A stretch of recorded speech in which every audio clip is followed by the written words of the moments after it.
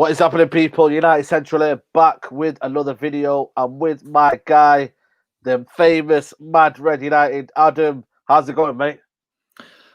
Pretty good, mate. Pretty good. Absolutely buzzing to see some football again instead of all this garbage talk that we have to deal with about United behind the scenes. It'd just be good to watch some footy, mate.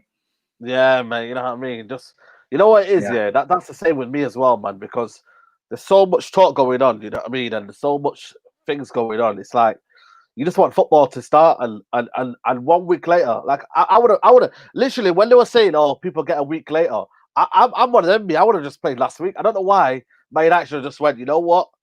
Let's just play next week. You feel me? Like it's not worth it. And you know, we're playing Crystal Palace now. Crystal Palace first game. Like I said on podcast yesterday, are Man United ready to even play football at the minute with what's going on around the football club? What's going on, the circus around it? No lack of signs. Obviously, we got one in Van der Beek, but are Man United ready to play? Mate, this is it, isn't it? We're about to find out. We got no idea until them players step foot on that pitch. And this is it, mate. We just don't know. We don't know what United is going to turn up. We're praying that it's the United from the start of lockdown, from the start of post-lockdown, and not the one that finished it, because I think it was us. We were discussing it with, was it with Usman last night on his show? When's the last time that we actually scored a goal from open play, mate? You know what I mean? So we went through about 3 or 4 games right at the end there where we didn't even score a goal from open play. With all the talent that we've got, it's not even an issue about the talent that this squad has got. The problem is it's like the mentality. Which one of them is going to turn up on the day? Because last season we seen it at the same time last year, wasn't it, when we played Palace at home? One of the first games, I think it was about the 3rd game of the season, and we got brought back down to earth with a bang, mate, didn't we? So I'm not taking this game for granted. I expect us to win, but I just feel like it's going to be one of them. Sorry? Do you remember that game last season, by the way? How bad it was that game? I remember it. I remember Dan James. Horrible, mate. Horrible. You know what I mean? You know what, yeah? That game was 1-0 down. We got back in it, Daniel James. And then you see there was 2 chances they had. And then when they scored, mate, you should have seen the whole of the stadium just went, oh my God, man. You know what I mean? Here we go again. Here we go again. And obviously then we're just drawing games and losing games. We had a bad start to the season. You know what I mean? Are you worried about Crystal Palace going into this game? You know what I mean? Are you worried about what they can offer? No, I'm not. I'm not worried about them, mate. I'm more worried about us and what team turns up for us, because there's only one team that's going to beat United, and that's United. Palace haven't got what it takes tactically or quality to beat this team. But if we don't turn up, then they'll take their chance. That's what these smaller teams do. It's the same every time we play one of the lesser teams or so-called lesser teams, mate. United don't feel like they want to be up for it, then we get taken, mate, to the cleaners. And that's the only team that's going to beat United tomorrow. It's not Palace, it's actually us, mate. And if we've got, like you said, then what United's going to turn up? Are we fit? Are we ready? That's the only slight doubt I've got, mate, in this game. It's like, are we ready for the season after what's happened? We've had 30 days off. I think Ollie wanted us to all have 30 days off. I think that's what it calculates to. Is it enough? Is it enough, mate? That's the question. You know what I mean? You're looking at the circus of the football club, you know what I mean? One signing this season, you know what I mean? Like, how bad have the preparations been for you? Because for me, it's been atrocious, man. You know what I mean? Like, My United Football Club not even signing. You know what I mean? For me, centre-back was a key to summer. You said it, you called it. Centre-back and CDM, he said. I remember when you say 2 positions, CDM and a centre-back, and we've done none of that, mate. And when you look at it now, we've got a first 11 that has qualities, but for the season as a whole, like, is it good enough for Man United Football Club and one signing? And you know that signing, mate, it's Van der Sar signing. If you look at it, really. 100%, mate. You know what I mean? And you're just thinking to yourself, like, how you're supposed to prepare yourself for the season to be in the best shape possible to basically kick on from we did last season. Let's be real, yeah? Last season, we got away with top 3. We got away with it because everyone else bottled it. This season won't be the same, Adam. Everton are doing well. Tottenham have got Bale. I don't care what people say about injury prone. They got Bale. Chelsea looks certain to be top 4. Arsenal, Aubameyang now, they're on the roll. Apparently they're looking for Awar. Liverpool have bought Thiago today, and they're about to buy Jota. Like, seriously, man, they're buying strength. Liverpool never ever needed to go buy another player because they won the league. They could have sat back and realized, you know what? I won the league. But they're buying Thiago, they're buying Jota. Adam, man, you know what I mean? Drink up, mate. Drink up, mate. I'm telling you. Mate, that You know Jota, what I mean? that I didn't even know about the Jota deal, mate. That came Just from now, left mate. field. Apparently, it's saying apparently now. Everyone is saying it now. Jota. It's apparently they're in talks. In talks, mate. And you're thinking, bloody hell, mate. Like 35 million euros, apparently 35 million. Like they're not just messing around. They just go. They literally just say, you know what, we're going for it because we want strength in They depth. must be. They must be. You know what? That's an ownership there that's putting faith in the club and the structure at the club, the directors of football to, because we know they haven't got any money. It's been well documented that they have not got a lot of money to spend, but that's their ownership, putting trust in Klopp and his team and his directors of football, getting other players out before the window shuts. They're not waiting around to get rid of players like we are. They've brought the players in they know they need and will definitely improve them in strength and depth. And you know what? They'll look at it now and go, right, who can we get rid of now through the window shuts just to balance the books a bit? They've not sat back on it and said and used it as an excuse like we probably will to say, look, we couldn't get rid of the players in time. We've obviously got a big squad and we can't bring too many players in. They've gone and bought the players and they'll start moving players out now, no doubt. Because if Jota does come in, then it strengthens them immensely. It really does because Jota's a quality player. We're added to that Thiago. Let's not even get into that. That's just frightening. That's just frightening. Now that front three have got the creativity in the middle as well. Oh, mate, it's like you said then, mate. Everyone else is getting stronger and stronger and stronger. We said it last night, mate. People and other teams that are just not even on our radar normally are outspending us in this transfer window. It's supposed to be a pandemic. The richest club in the world. Pandemic FC, we said, Nobody said pandemic FC we are. You know what I mean? Yeah, COVID FC. That's what we are. No disrespect to the word or the name or anything like that, but this is what the excuses are coming out big time, mate. How is every other club in the league, and it is every other club, not just a few, how are they all getting what they need? How the hell? And I draw the line. I understand financials and I understand where United are with their finances, but I look at Spurs and I go, they are in peril financially, but they're making it happen. They're backing their manager, even if it is Mourinho, they're backing him to take them back up there to cover the outlay that they've made. If they make top four, then they've paid for Bale and Reguilon in one shot with the money that will come in. The problem you've got is we are not willing to back our managers. We're not willing to back them. And it's especially the same. Whenever we go and get into the Champions League, the top four, we just don't back the manager after that. That next season, that next summer, whichever way you want to look at it, we don't back our managers. And that is a big concern because it's happening again. It really is. But I don't know if you've seen it earlier. Romano replied to someone else's tweet earlier saying there's still the left back and a winger coming in. I've heard about that. I've heard about that. But so you know what, we can all jump the gun a little bit. And I remember you pointing it out actually, mate, the other day. If United do go out and buy a couple of players now before this window shuts, is everyone going to forget about the real issue again, which is the ownership? Mate. Are they going to put it back on the back burner just because they've got some new players to cheer on the pitch? When we all know the bigger issue is beyond that. Is the fact we'd be happy, mate, if we bought 2 or 3 players, if we knew that the structure of buying them was in place and we knew exactly where we was going. It's just too scattergun and it seems to be reactional. So anything bought now, it would seem like it was very reactional 100%. To how everyone else is doing their stuff. That's how it just feels that way with me. That's all. Yeah.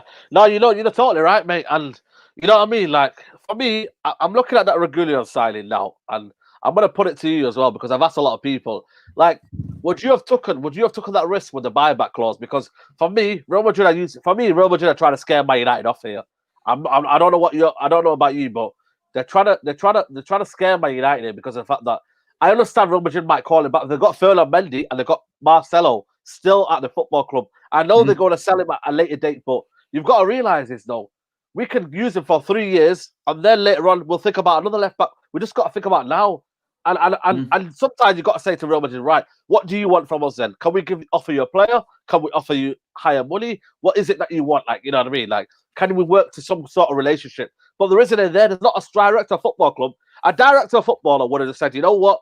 Come on, let's work some agreement. Let's work some terms. Maybe we'll offer you a what's it called, first refusal or something like that. You know what I mean? And I'm just looking at it there and I'm thinking Tottenham Hotspur Club, like you said, mate, just literally just went in there, went, you know what? We're a proper run football club. We're gonna go get him. Even though we bought a stadium, Adam. Even though we've bought this and that, and we've had a documentary that's absolutely filled them. By the way, have you watched the documentary? By the way, which the Tottenham one? What's that? The Tottenham documentary. Yeah. Yeah, And the way they were running. Mate, I need to catch up again because I'm only up to episode 3. I need to do some fair catching up.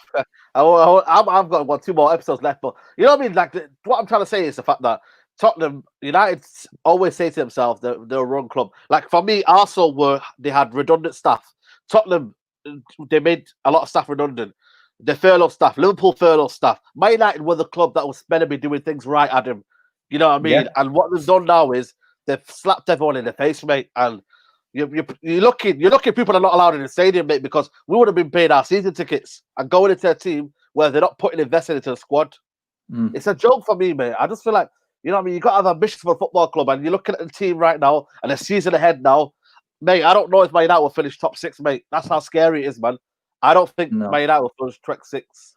I mean, I'm looking at the squad, and automatically I think we are stronger than what we was this time last year, definitely. It all depends on how the fitness holds up and how we react and how we handle the rundownness, you could say, or the absolute, because we was just blown out of our asses the end of last season. So it all depends on if we can stay fit and if Ollie can get it right with this squad, because any other manager walking into this squad right now would be rubbing their hands together. We have got talent oozing out of this team right now. I know the depth isn't there, so you know what? We may get a season like Liverpool where you don't get many injuries, and it may work. We may have that season, mate. We may. Going back to your Reguilon deal, when you're talking, what do I think? What should United have done? I mean, this is simple. City did this, and City do this all the time. They went to Bournemouth and went, okay, and Bournemouth went, yeah. Before Bournemouth could say anything, City went 40 million. What you saying? And Bournemouth went, see you later. That's what big clubs do, mate. So if they're saying we're having this buyback clause or what it is, you look at it, you go, all right, let's look around. Who's after this player? We're looking at Sevilla wanting back, Europa League winners. One of our rivals, Tottenham, they want him. Jose wants him. You know what I mean? He's playing at Real Madrid. So what do? You go, all right, then there's 45 million. What are you saying now? That's how big clubs act, mate. They go in and they make the deal happen. They don't ask. They make it happen. Make it impossible for the opposite. Make it impossible for them to say no. That's what we should do. That's what we used to do, mate. That's what we used to do. We didn't have any haggling. We did not have any banter. We didn't have nothing, mate. We went in, we made it impossible for that club to say no, and that's how United should be going forward for me. Just that, them days have been forgotten. And if you ask me what we should have done and how we should have been, yeah, great. We acted like a big club by saying no to Real Madrid. You're not having them. And I do agree with that. I don't think it was right. It's like a really expensive loan when you break it down. It's not how I would have expected and wanted United to do it. We acted brilliantly through the whole of the lockdown. And now, like you said, mate, this club actually owes 3/4 of the season ticket holders at the club money. You know what? They're clinging on. You know, the fans don't realise that. A lot of people who are watching this right now who don't have a season ticket, Man United still owe people money. They still owe people money. And that is crazy, mate. You know what I mean? Like, you know what they said to me? They said to me, do you want to put it into the next season's pocket? But then what if I don't get to go to the stadium, Adam? What if I'm not allowed in the stadium? Exactly with you. Do you know what I mean? Like, what if I'm not getting that money back until the next season after? What if I needed it now, that money? You've literally got no signings. You're taking off money off the fans. And then you're telling people, right, MUTV, subscribe to MUTV. Come on, man. Come on, man. No, mate, it's exactly that. And it's like, if you added it all up, how many season ticket holders United have got? 40, 50,000, whatever it is. And at least 3/4 of them, you owe the last few games of the season. So it's a few hundred quid. I think it's 100 odd quid that they owe for the last few games. I think it's about 200. yeah, some would be even more depending on where your seat was and Yeah, what yeah, they price exactly. per game. So if you say on average 50 quid a game at Old Trafford, which is about the going rate on average, and you missed 4 home games last season, I think it was. So there's 200 quid. And how many fans, how many season ticket holders that they owe that money to? Let's not even bring into it the executive tickets. Oh my God. What they cost a game is astronomical. So United probably owe a few million to the fans, and they expect us to be on board with what they're doing and the way they're acting in the transfer window. It's hard. It's hard. And I said this the other day. United make you feel guilty going buying a shirt at the mega store. They make me feel guilty taking my lad to the shop to buy him a top. You know what I mean? Because you feel like you're feeding the beast. You don't want to feel that way, but this is how this ownership makes you. What do you say to them people that, there's a lot of fans that are going at me on Twitter saying, oh, you're feeding into the Glazers. But then anyone can feed into the Glazers, though. By you watching a game on TV, you're feeding into the Glazers. And then now, guess what they're saying now that it's still, what's it called? They're watching it on a live stream. But still, that live stream will take things off Sky Sports, where then it's paying by United. So, you know what I mean? Don't get clever with me, you guys, yeah? Don't get clever with me, because what they don't realize is that you're still paying money to the Glazers. Every single person right now is still paying money to the Glazers, but it happens. But the problem is, we're trying to find out a way of getting these guys out of the football club. We're trying to find out, aren't we? You know what I mean? That's it, mate. That's it, mate. It's exactly that. It's hard to break it down, isn't it, mate? Any which way you want to look at it, you just can't find the right answer for anyone. And I know everyone has their own opinions on everything. People have told me when I've broke it down, it's like the guy who was just on them regarding the loan deal. You know what I mean? It's not all about that. It's not as simple as that. It's way beyond that with United, because we don't have the structure to make a deal out of that. If you had a director of football and someone in place, then you could have dealt with that buyback clause. You could have dealt with making it work another way. Well, maybe if he performs to such and such a level, we'll let you buy him back at this sort of price. This is what the directors of football do. This is what they work out and make happen. When you've got someone who knows nothing at all about the game, in terms of Ed Woodward, then this is why it's always dragging its heels along. And people on Sky Sports saying we can't get sanctuary done. It's nearly impossible for 2 weeks. Shut up. It's been going on for bleeding months. That's how hard it is. And you know what? Are you confident though it's happening? Are you confident it's happening, that deal? No, mate, I'm still not confident, mate. I've heard all the best pundits, all the best journalists, everyone talking about it, and they all contradict each other, mate. They really do. They contradict each other. Interesting thing for United and looking into it financially and what's happening, that Chevrolet deal runs out next year. This is going to be very, very interesting, because we saved our bacon. Ollie saved the bacon. We're getting into the Champions League with Adidas. So I don't know if they're waiting around, how they see the lie of the land with how new sponsorship deals are going to go down. Are they going to be as long-term in the climate? There's a lot going on financially with the club at the moment, but you know what I mean? You've put the guy in there, you give Ollie the contract. He's had over 200 million already, I know. But the issue you've got is, I just don't think we're going to be able to bring players in if we don't get these players out. Trust me. We just seem to be we seem to be as useless at getting players out as we are at getting them in, mate. We really are. Wow. No one's going to want to leave this club, because them players on stupid wages, like we said last night, mate, they're the ones who are holding us back. Well, there you go. There you go, mate. 1,033 people watching. Big up everybody for yeah, man. It's crazy, man. Big up everybody. Smash a like on the video, of course. Go check out Adam's channel as well. Thanks for coming on as well, as always. I just wanted to touch on Ole Gunnar Solskjaer's press conference. Yeah. Did you listen to his quotes? Did you hear the quotes? I did. Yeah, I did. He had a really big go at Gareth Southgate. That's the best bit. The wrong people though. I don't want you having to go at Southgate, mate. I want you having to go at the Glazers. Mate, that's what we said last night, though. That's what we said last night. It will be scripted. Let's see, how can we deflect anything? That, though. He's doing it on purpose, though. I'm telling you right now, Ole Gunnar Solskjaer has been told, let's take the focus off the Glazers, mate. It's an act, mate. Something's going on, mate. I'm telling you, mate. This is the same, innit? This is what Ollie will do. He's like, let's try and make a headline from the press conference that doesn't relate to anything that's going on with the club right now, and that straight away the headline that came out, because I know it worked, because the headline on Talk Sports this morning was Solskjaer attacks Southgate, and it's like, oh, that is a big. That's everyone's talking about that now. It's a very big deflection. Don't get me wrong, I love it, and he's right in what he said, but he picked the subject very, very well, because it's close to a lot of people's hearts right now with the Greenwood situation and so on. So I just feel like they picked the right one. He's talked about improving the current squad, which is a little bit of a concern. He's talked about players we're trying to bring in, deals we're trying to get done.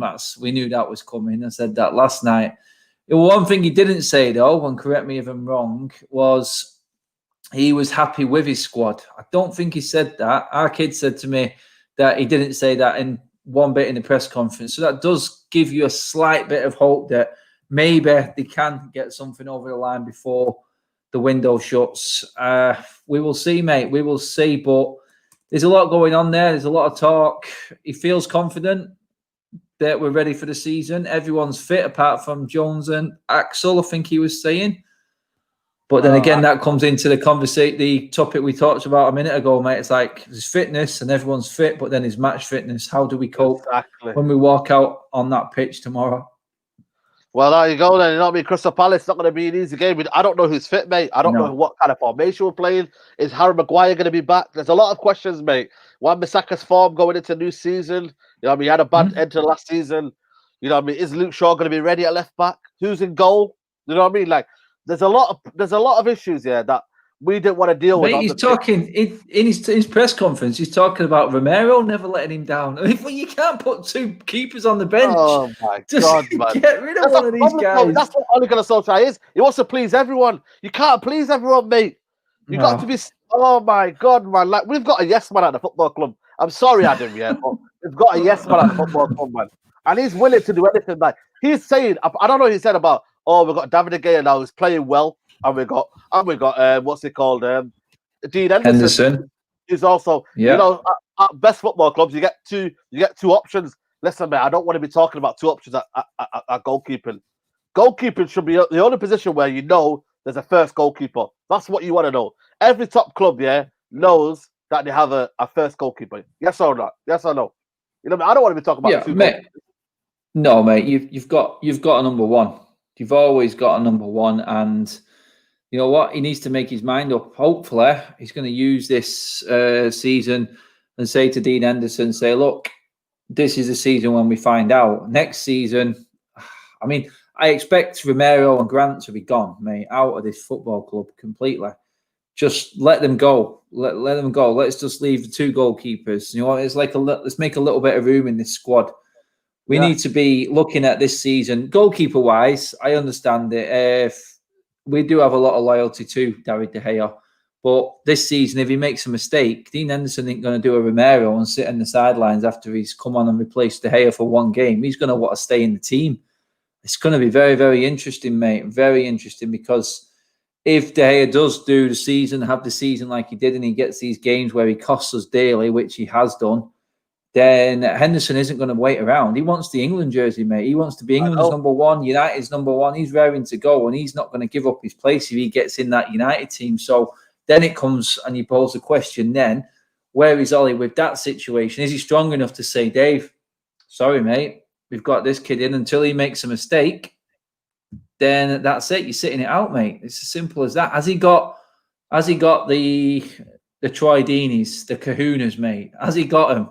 Can he do it? Can he be hard-faced? I mean, we've seen little snips of it with Ole, certain things, but this season he needs to get angry, mate. This season he needs to really get into this squad and say, look, this is it this season. If we don't make it, if we don't improve on last season now and start clawing some points back to them top two, then you know what? We're never going to be able to, mate. We're never going to be able to. There's no way, because we're looking at it now. We go, Ole, this is the season when we all judge him. If it doesn't happen this season, I think every United fan, hand on heart, would say, I think he goes. He goes if he doesn't improve. And that would be a minimum top four. Otherwise, he's out the door. Poet, and I didn't know it. Yeah, that's what I'm saying. And You know what I mean? I'm just thinking like, I'm just looking around the Premier League right now. It's going to be a tough season. You know what I mean? The squad needs to be absolutely massive. And you're looking at the games. I play with October the 5th, we're playing Tottenham. I think then you got Champions League that comes in, and then you got Leicester away, all them difficult fixtures that we talked about. When you're looking at the squad, Adam, and you're looking at the how depth the squad is, you look at Liverpool, how they're buying Jota, you're looking at everyone else is buying, squad depth. You know what I mean? How do you see Man United even coping? Because you look at that Rashford, he got burnt out last season, mate. You could see it. Remember, you go into the games and you're thinking Rashford's on the floor, and then you're looking at Martial. Martial he survived last season without no injuries, and you know what? Thank God, touch wood, he doesn't have no injuries. But you're thinking like, again, Fabrizio Romano reporting Liverpool close to Jota. But you're just thinking that, and you're thinking, how we got the squad to cope with this Premier League season, mate? Because we've got a good 11, but as a squad, is it good? Is it good? Squad is good, mate. That midfield, anyone in the league would give the left arm for, mate. Let's be honest. Our forward line, massively. our forward line and our midfield, we have got some quality in there, mate. Absolute quality. There's no doubt about it. We can compete with any team in this league. It's all, when it all comes down to the nitty gritty, that's when I worry. It's the mentality again. So I'm looking at it and going, right, okay, midfield, I can cope with that. There's no issue there. Forward line, we need one more at least. My God, we do, because when we lose Igalo in January, but I don't trust Igalo. I don't think he's got enough in him to give us. Mate, if he's got enough or if he hasn't, he's gone anyway in January. So we still need a forward. We still need a forward. Then how much would you give Igalo? How much of them would you say to Igalo, let's stay? Then you give him a 2-year contract and he doesn't score goals. He's on that 2-year contract. No more, mate. No more contracts. He's gone in January. I'm happy with what he's done. Thank you very much for your contribution. He did help us out. But that's it. When this one's over, it's over. It's done, mate. What we need is someone who Ollie can say, when you come off the bench and you play well, like Igalo has done at times, you're going to be in the team next week, mate. You're going to be in the team for the league game because you played well in this cup game. We need a striker who comes in, does that, and gives Ollie absolutely zero choice but to play him the following week, like Greenwood did. Greenwood made himself undroppable when he came in, mate. We need a player of that quality to come in and say, look, Tony, Marcus, if you're not doing it, then I'm here ready to go. Dan James doesn't do enough for me. He can improve, and I'm going to give Dan James a bit of time because he was thrown in at the deep end, the lad. So he has got qualities, and I do think James can get better. But I think he'd be happy just to try and ease his way in. Whereas right now, we don't need that type of player. We need a player who's going to come in on the level of Rashford and Martial and say, look, if you boys ain't doing it, then I'm going to be keeping my place if I turn up tonight. That's what we haven't got, mate, forward line-wise. Midfield, we look like we've got that right now. We do. We have got real competition. But on that front line, one injury away, like you said, I don't want that. I want to be able to have a choice. I'm thinking, right, he's not played well this week. Never mind if he's injured or not. I want to be able to say, oh, he's not doing it. Okay, let's swap him. Let's change it up this weekend because he's not playing well. That's what we haven't got, mate. That's why all these players have got coats, they've got the slippers on, and they're not scared about losing the place. And then complacency kicks in. And you know what? When you've got a competition, mate, it's the biggest thing in the world. It really is. Yeah. It ups your game. It ups your game tenfold, mate. And there's no way that these players are going to be cruising around that pitch if they know someone is sat on that bench. And that's it, mate. It's simple as that. United need that in all areas of the pitch. We just haven't got the quality and depth that can do it right now. And that's why I think sometimes that first team suffers as well, mate. Well, the first team, I think we just haven't got the lack of quality, mate. And you know what I mean. And I'm just worried because of the fact that Rashford has been ran down to the ground, mate. Ran down to the ground, and the thing is, Ole Gunnar Solskjaer doesn't trust his bench, does he? Like, you know, we've been told Trafford. How many times have we waited till like the 75th minute for Jesse Lingard or someone to come on, or you know what I mean, Igalo? Remember the semi-final against Sevilla? You know what I mean? 87th minute to bring on Juan Mata. I mean, there's a lot of players in there that you're thinking, if you're not going to get rid of them, then what's the point of you might as well play them. Then you got to have to say to yourself one day, right, I'm not going to play Greenwood today. I'm going to play Dan James on the right side and give him confidence in a better system or the better players. You know what I mean? You're looking at the youth team. Is there anything in the youth team? I know Tedron Menzies coming through, but there's not one else coming through, is there? You know what I mean? Garner's gone on loan. Levitt's gone on loan. There's not much midfielders options, is there? Then, and you're looking at that squad, and you're looking at the first team on Crystal Palace. Are you confident that we can get a result against Crystal Palace in terms of what's out there for now? And then, will that mask our frailties in terms of, you know what, it'll be okay for now, and we'll get 3 points, and then it'll be like, oh, everything's all right at the minute. I think at the start of the window, mate, we all thought 3 players realistically. That's what we're looking at. You know what? That could still happen, mate. Yeah, that could really still happen. I look at that squad and I go, right, okay, who in that squad out of that first team can really do a job for us? The squad, I look at it, I go, the bench, I'd say you've got Fred and McTominay, who we know can do a job. Yeah. With Van der Beek there now, yes, we've got that. Then you're looking at the forward line, and that's when you start to struggle, because then you've got Lingard, James, and Mata. They're the 3 you realistically look at and go, they're the ones who could come in and be the ones that are going to challenge the front 3 that's there right now. I haven't got confidence in all 3 of them, mate. I really haven't, because we can't find a position for Mata. The whole time he's been here, he's played well enough to actually earn himself a bit of credit, but we've never played him in the right position, ever. He's never played where he should play. So for me, Ollie's just joined that elusive club of misusing one Mata, but Mata's past it now. We need to be looking right. If Mata's our go-to man as a replacement, then we're in trouble. So same with Lingard. James needs time. So I'm not confident myself in them players. If we played maybe one of them instead of all of them in the crap games in the cup and so on and so forth, maybe they would play a lot better. Maybe it would work that way. But this is where Ollie comes into it. He has to think and say, right, okay, Crystal Palace are going to low block us. How are we going to get in behind here? Marcus Rashford isn't going to get the room down the wing. Are we going to be looking, right, okay, so let's push our forward line. Let's leave Matic out and play all 3 midfielders, the creative midfielders, Bruno, Van der Beek and Pogba. Let's shoot from outside the box. Let's pick up the seconds. Let's show a bit of drive in their half of the pitch and try and make them make a mistake. You know what I mean? Let's not sit back. Let's have an idea of how we want to press, because we don't look like we've got an idea how to press. No. So he can use the squad, mate. He can use that squad. There is a way around using them squad players. When one looks a bit tired, you can rest one of that front 6 easily. You can rest one of them. When they're not looking like they're there, one of them can go. We've got enough to at least bring one of them out. We must have. And then you'll say, right, okay, the other team, the opposition, don't know and are not really planning on defending against that. It just makes the opposition think outside the box. It makes them think in other areas. And you know what? It doesn't get comfortable for them.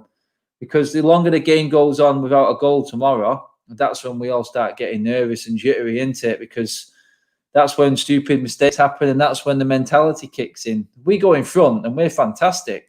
We know it. We've seen it so many times, mate, apart from the final against Seville. But even then, we were still good. We just couldn't put the ball in the back of the net. But it's when we're not scored first and we're pushing and we're pressing and we run out of ideas. You've got more than enough talent in that team to make a plan and have a system in place. There's no excuse whatsoever. The defence takes care of itself. Silly little mistakes, but defensively we was all right last year. It's as simple as that. We was all right. We were the 3rd best defence in the league, I think. So let's look at it. You build, that defence can play the ball out, no issue. It's the formation then that kicks in, and that's when the manager's tactics really kick in, I think, because a lot of these games we're going to have to defend from the front, mate, just to change things up a little bit. And that's where I want to see an improvement this season. I want to see a plan when we haven't got the ball. I want to see a plan and know exactly what and how we're playing, because a lot of the time towards the back end of the season, at the start, mate, all the crap games we were going to, we just didn't know who was playing where, mate. And you know what? No. The Chelsea game was prime example when he tried to change it up, and not one of us had a clue. We lost that game. Bruno Fernandes playing as the furthest man forward when you've got players like Rashford on there and James. How is Fernandes further forward than them two? You know what, mate? This is where it needs to change for me. This is where all these tack needs to get a little bit better. And the squad's there, mate, to do it. It is. Yeah, it's not great. It's not the deepest, but you can at least change one or two every now and then just to freshen things up. There's no excuse not to do that because you've got to have the capabilities to make that work. And that's the difference. Yeah. 1,333 people watching and not even 500 likes. Come on, guys. If you're watching this video, man, we got Adam here from Mad Red United, man. Come on, man. You've got to smash Give like it a on the like. video. Thumbs up. Thumbs up. Thumbs up. Come on, guys. If you are watching, please thumbs up. Right, we're going to get into the first 11, guys. So what's your team? And let me know in your comments below, guys. Let me know your team for the game against Crystal Palace. But I'm going to start with you, Adam. What's your team for the Crystal Palace? Right, you got to say, obviously, big options at centre-back, big options at keeping. Who's up front? There's a lot of options now. It's crazy, man. It is, mate. It is. We've got a load. Defensively, we're inundated, mate. Maybe they're not all great, but we're inundated with players, aren't we? I would go my defensive line. I'll go with De Gea in goal. Why? So stick with De Gea then. Yeah, I'm going to stick with De Gea now. I've had a lot of thought. I've toed and froed with it, to be honest. But I just feel like tomorrow's a game where, you know what, it's first game of the season, Palace at home. And De Gea, it's a no-brainer, really. He deserves a chance to start the season, I'd say that. So then I'm looking at the defence. I'll go left-back Luke Shaw. My centre-backs will be Eric Bailly and Harry Maguire. Oh, Eric Bailly. Yeah. Wow. Yeah, Eric Bailly is coming in for me. If he could stay fit, he'd have a good season. Remember when he came, the first season when he came, him and Rojo built a partnership that was very, very good. Remember in the first game, mate, when he absolutely pocketed Jamie Vardy. Yeah. You know what I mean? It's so and then I'd go obviously Spider-Man at right back. So that would be my back five with the keeper. Midfield, well then it gets interesting, doesn't it, mate? Yeah, that's it. Van der Beek, does he get start for you?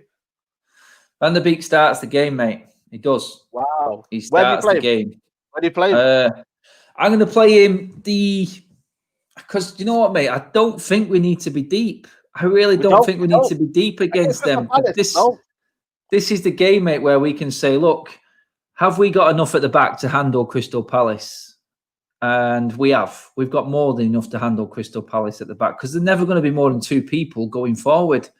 You know, in the back four should be able to handle them easily. This is how Liverpool play. You know what I mean? They leave minimum at the back and they take their chance up front because they know that's where their strength is.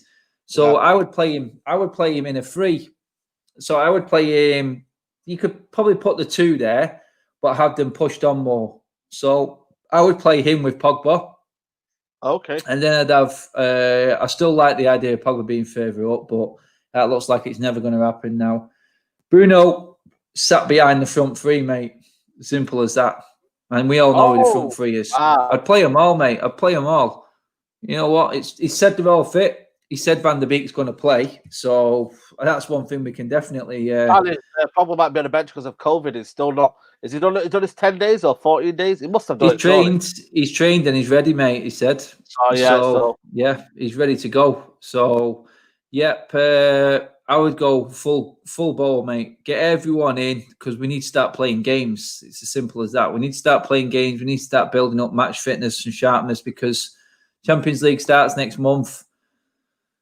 I'm not ready for that, Adam. I'm not ready for Champions League, mate. I'm just trying to get over Crystal Palace, mate. You know what I mean? It's absolutely scaring me. I'm scared, Aaron.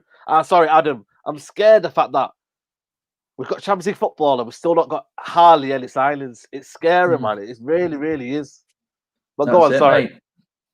You know, yeah. So, and then you look at the bench, don't you? We don't even need to. We don't even need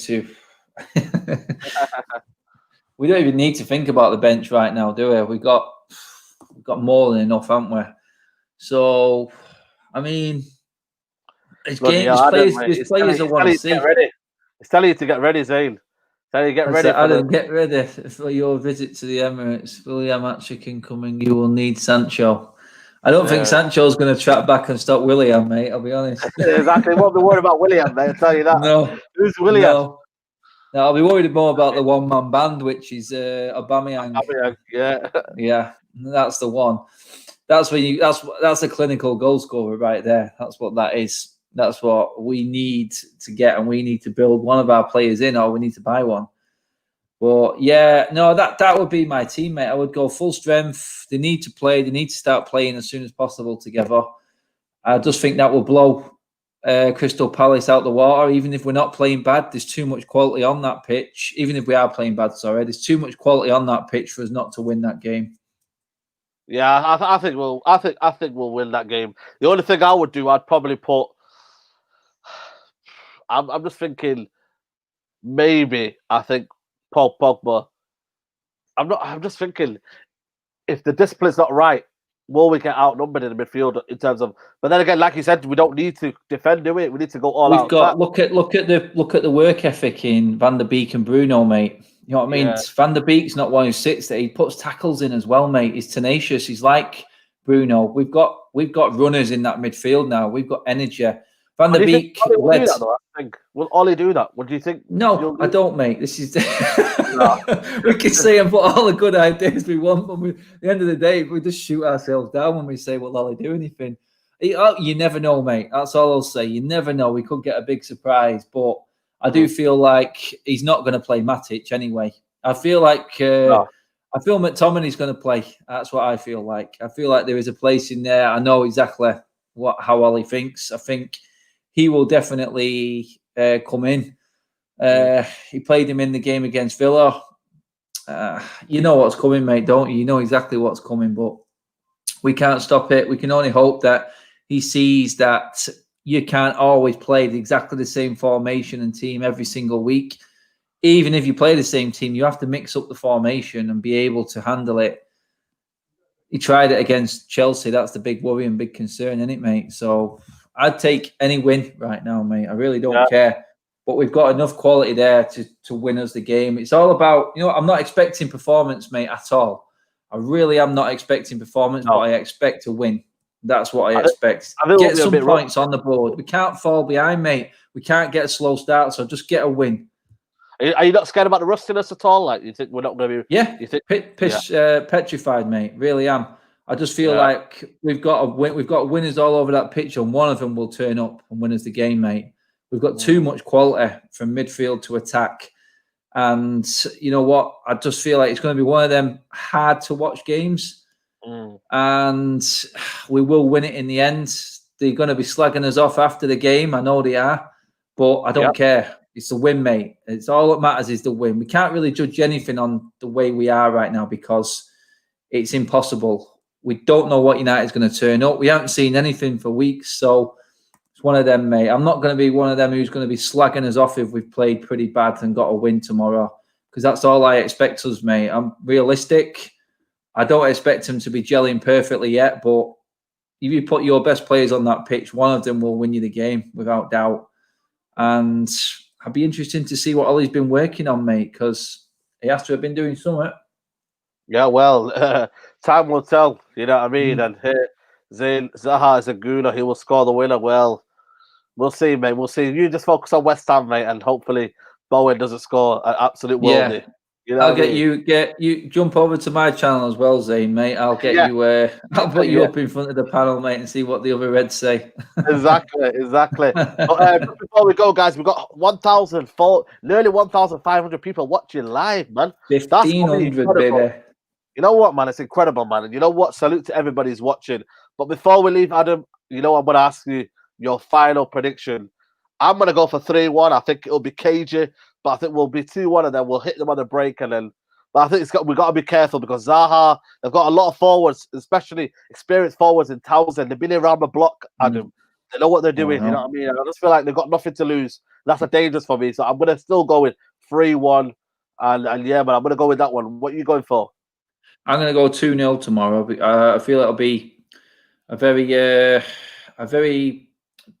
what's the word I'm looking for? Sluggish and cagey sort of game to get going. But I do feel like we will get the win. 2-0 is what I'm thinking. Maybe an early-ish goal and then one near the end when Palace are trying to come out a little bit at us because they've got the first win in the bag now. So they're not going to be going for the win, are they, tomorrow? They're going for the draw.